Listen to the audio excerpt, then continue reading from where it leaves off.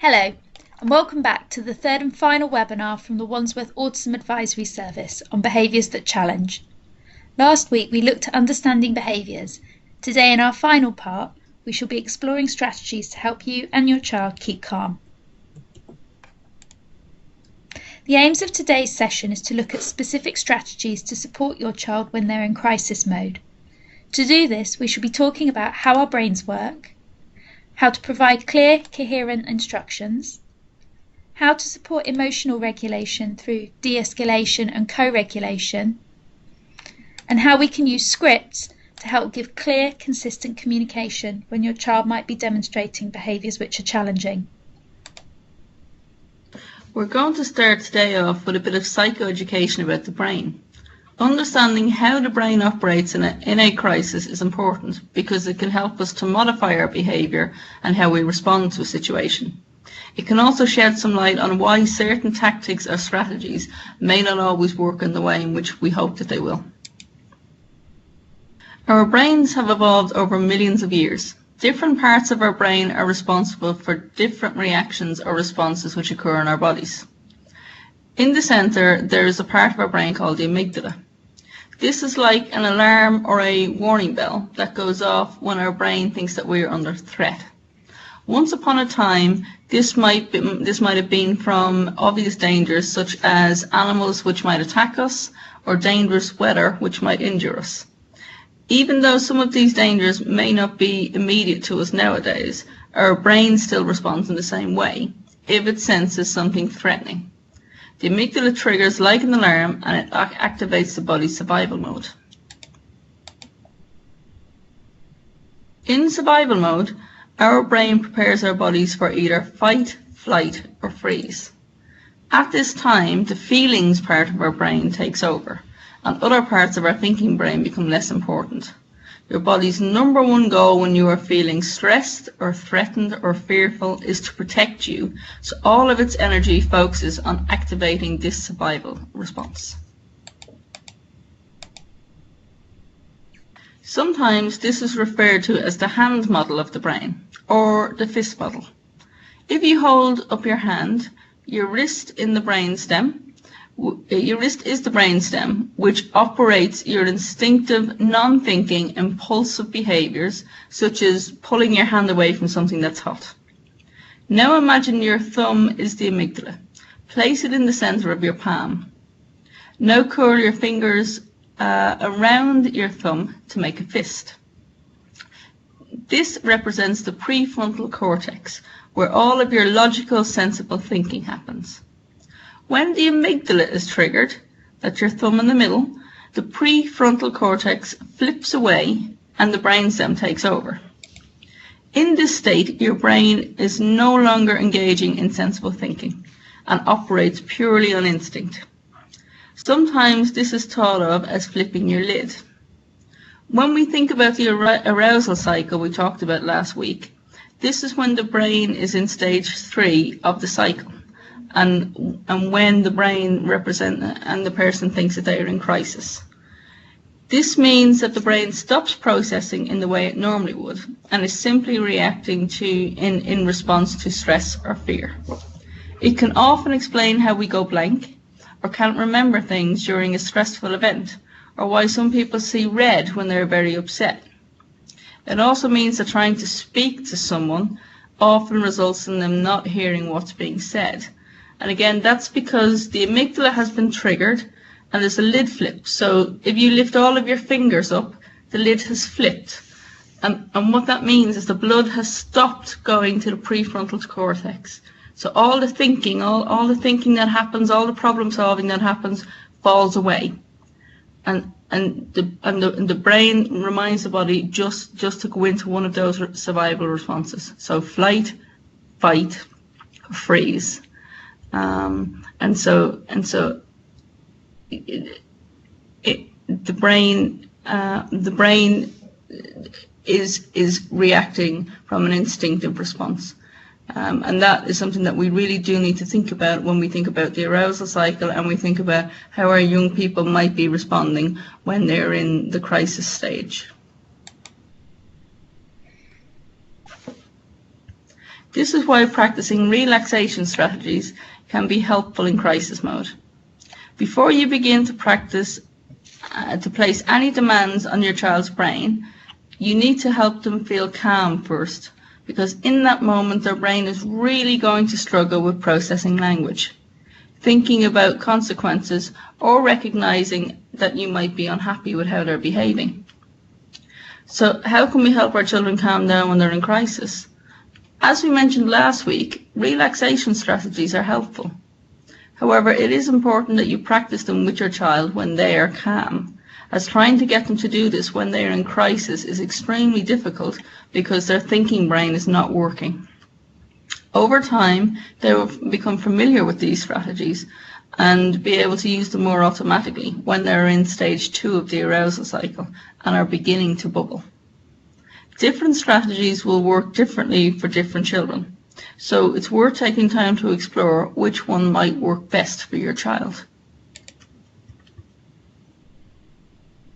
Last week we talked about the firework or rocket model and how after a crisis our child's emotional reaction might be easily re-triggered. With this in mind, we want to try and reduce the likelihood of your child's firework exploding again. We already know the brain is going to find it difficult to process language when the amygdala takes over. To help avoid re-triggering your child, or triggering them in the first place, we talked about reducing the language load. So, for example, instead of, "Can you pick up your toys, please?" pick up toys and point to the toy. And rather than saying, "I want you to listen carefully while I explain what I want you to do," it's, "Bobby, listening and pointing to your ear." So really thinking about the language you're using and condensing it as much as possible. And as we said last week, we can also help by speaking slower and repeating phrases and using visuals to support. Last week we also spoke about co-regulation and how it's a stepping stone to self-regulation. So to begin with, you want to help your child begin to be able to name and label feelings. And you can do this in lots of different ways, such as commenting on how characters in a TV programme or a book you're reading are feeling. Playing games where they have to draw or make certain facial expressions to show an emotion, such as "show me an angry face." You can also play matching games where you show your child an emoji or a face and ask them what they think it's feeling or what feeling it's showing. By building up your child's emotional vocabulary, it will support them over time to begin to recognise some of these feelings in themselves. Next, we're going to think about a specific strategy developed by a man called John Gottman, which was designed to help develop co-regulation. This is known as emotion coaching, and we're going to go through each of the different steps of emotion coaching now. The purpose of emotion coaching is to help children eventually become independent in recognising their own feelings and problem solving by verbally guiding them. It involves being aware of your child's emotions, using emotions to be able to connect with and teach your child, listening and accepting all emotions, so avoiding judgment and saying that it's not okay to feel something, because of course it is okay to feel something, it just might be the way that they express that emotion that might not be okay. It's not an approach that works overnight and takes some practice and getting used to before it feels familiar and natural. There's a good chance you're already using some of the techniques from emotion coaching, but what I'm going to show you is how to link these together. The first step aims to be aware of your child's emotions. What signs are they giving you that they may be distressed or frustrated? This links to the micro behaviours we talked about last week. So, do they seem restless? Are they becoming more vocal? Do they look as though they're biting their fingers or rocking or flapping or showing any of those behaviours that give you a bit of an indication that they may be beginning to struggle with their emotions? The second step is recognising whether it might be an opportunity to offer support, either through connecting with your child or teaching them a new skill. If they're unsafe or really distressed, they're unlikely to be able to process anything you're saying, because as we said earlier, once the amygdala goes off and the prefrontal cortex is no longer able to engage in all of that sensible thinking and things like language processing and being able to process information, it becomes really difficult. In these instances, the focus would be on helping them to regulate themselves with using things like calming strategies or adapting the environment in some way, such as making the lights lower or playing soothing music. If you think they are able to take in what you're saying, then step 3 is to name the emotion. Your child may not be able to recognise what the emotion is themselves, so it's important for them to be supported with words or symbols which help them label the emotions. And this is how those games that I spoke about earlier can be really, really helpful in building up their familiarity with the type of language that you use when talking about emotions. Of course, we can never 100% know how someone else is feeling, so it's helpful to use tentative language such as, "I'm wondering if you might be angry." This helps avoid telling them how they are feeling, which could result in a bit of an aggressive or unfriendly response. Remember, children with autism can struggle in particular to understand that you don't know exactly what they're thinking and feeling unless they've told you. This can make it particularly frustrating for them if they have limited language to express themselves. So by actively naming the feeling, you're helping to draw them out of their world and help show them what you're thinking. And of course, this might be the same as them, or it might be different. The next step is to show that you empathise and understand with how they're feeling. It's okay to feel cross because someone took away the iPad when you were having fun. You'd be cross too. It can be really frustrating when you have very intense feelings and no one seems to recognise them. So that's what this step of emotion coaching aims to do. So it might be saying something like, "I understand you might be frustrated because you want a biscuit." You'll notice that this stage can use a lot of language, which is why stage 2 is so important. That was the stage saying, is it a good time to use emotion coaching? Because remember, if they're in full meltdown, they're going to find it hard to take in what you're saying. And of course, you might want to simplify the language depending on your child's level of understanding. So you might stick with a very simple script, such as, "Tilly looks sad, it's okay," and using signing to emphasise keywords like sad and okay. Finally, we look to offer practical solutions. So this might be suggesting an alternative activity or limits for what is and is not acceptable. So it's okay to feel angry, but it's not okay to hit someone. Or, "You want a biscuit now, but it's dinner time soon. Let's do an activity together while we wait." So the aim of this stage is to show that there are alternative ways of thinking or approaching a problem instead of expressing behaviour which may feel challenging. This takes some practice, so don't panic if it doesn't go well the first time. This kind of language won't always feel natural, so it is important to keep practicing, and there will be times when you get it right and there will be times when you get it wrong, and that's okay.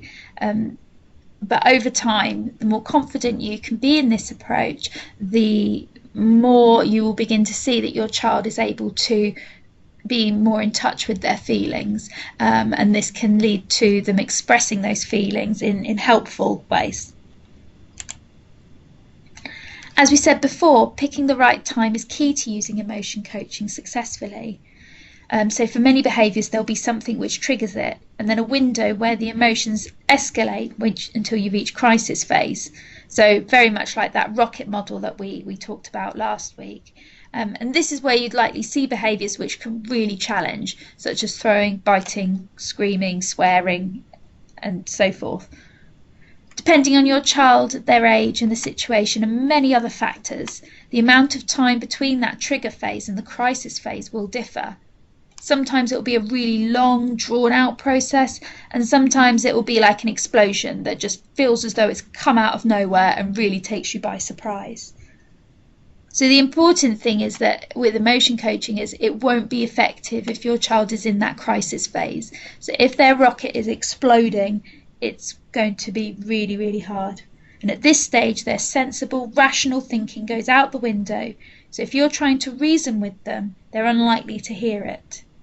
And the best time for emotion coaching is when they're showing signs of calming down, but there's the potential that something could easily re-trigger them. So just like when they begin to stop crying and you think it's okay to go and get a drink, and then suddenly it all starts up again.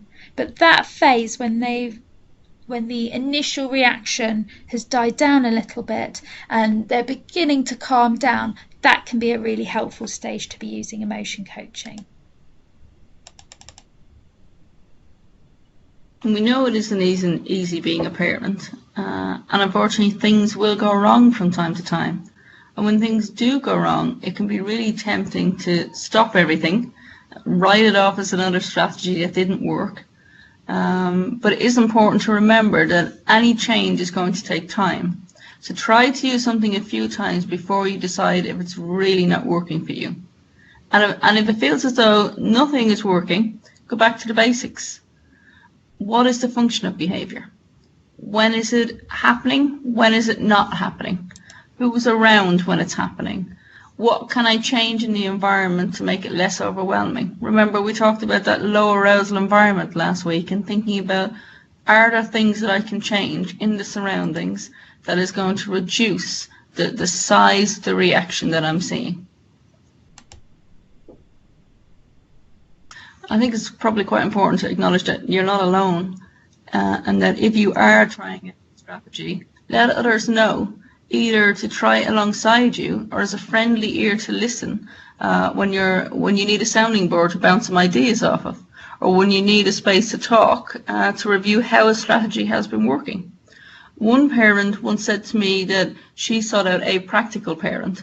She shared that because of her love, care and stress in relation to her child and their relationship when her child was in difficulty, she was often too emotive when she was trying strategies, or she was reacting to challenges, and that her prefrontal cortex had switched off and she was just reacting instinctively. And so she nominated a friend to act as a practical parent. And this was someone that could listen without getting emotionally involved, and could provide sound support and feedback about any change, whether it was positive or negative, and could do it in a safe and non-biased way. Almost like a two heads are better than one sort of approach.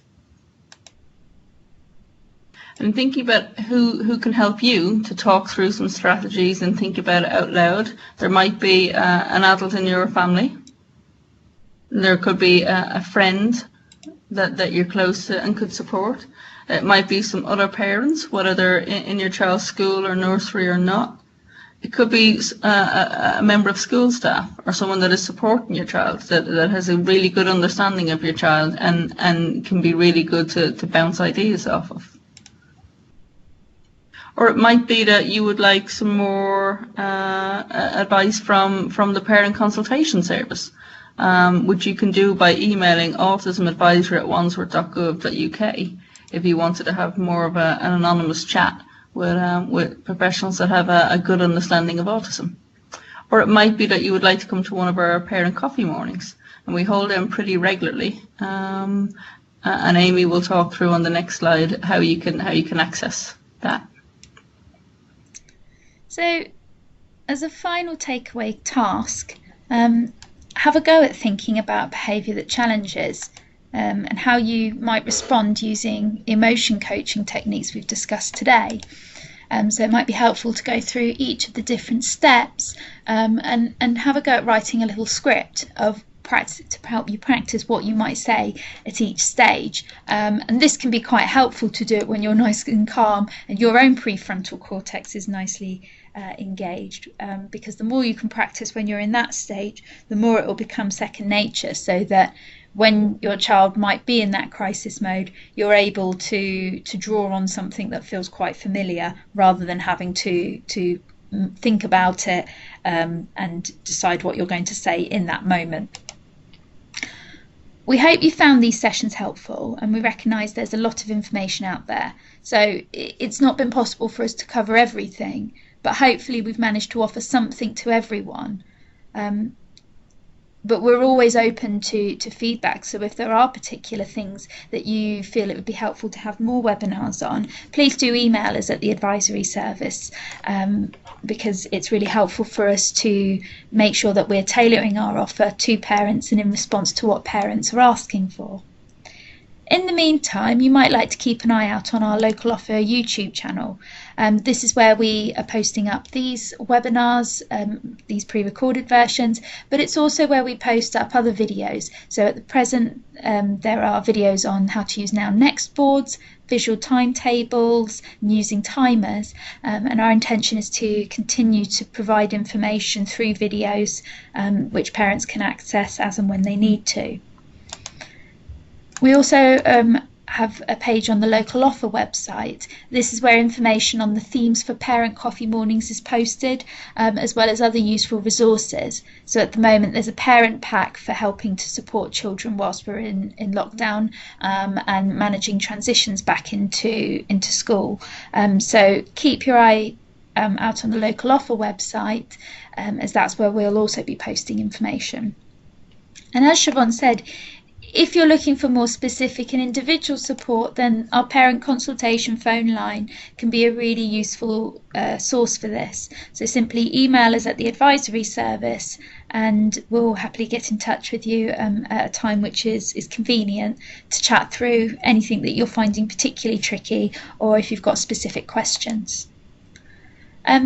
This brings us to the end of our series of webinars. We'd like to take this opportunity to thank you for joining us, and that we hope you found them helpful. And thanks very much for listening. Take care. Bye-bye. Bye-bye.